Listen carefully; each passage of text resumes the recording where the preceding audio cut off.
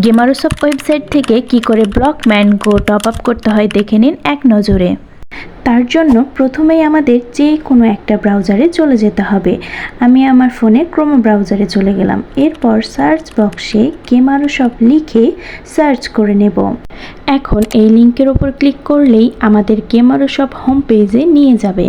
এখানে আপনারা বিভিন্ন গেমের এবং বিভিন্ন অ্যাপের রিচার্জ অপশানগুলো পেয়ে যাবেন। আপনাদের যার যেটা প্রয়োজন সেই প্রয়োজন মতো রিচার্জ করে নিতে পারেন।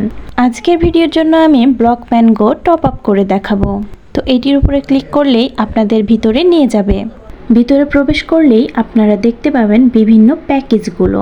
আপনাদের যার যেটা প্রয়োজন আপনারা সেটাই টপ আপ করে নিতে পারেন। এখানে বিভিন্ন টাকার বিভিন্ন প্যাকেজ রয়েছে। আজকের ভিডিওর জন্য আমি 605 টাকার gold monthly card top up করে দেখাবো। তো এটির উপর ক্লিক করে একটু স্ক্রল করে নিচে আসব। এই বক্সের মধ্যে আমি আমার গেম আইডি দিব।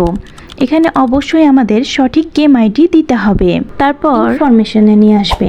এখানে আপনার নাম, আপনার ইমেল নাম্বার এবং আপনার ফোন নাম্বার দিয়ে একটু স্ক্রল করে নিচে আসলেই বিভিন্ন পেমেন্ট মেথডগুলো দেখতে পারবেন, যেমন বিকাশ, নগদ এবং রকেট। আজকের ভিডিওর জন্য আমি বিকাশ দিয়ে পেমেন্ট করে দেখাবো। এখানে এই নাম্বারটি হচ্ছে গেমারোসফটের পার্সোনাল বিকাশ নাম্বার। এটিকে আমি কপি করে নিব। তারপর চলে যাব বিকাশের অ্যাপসে।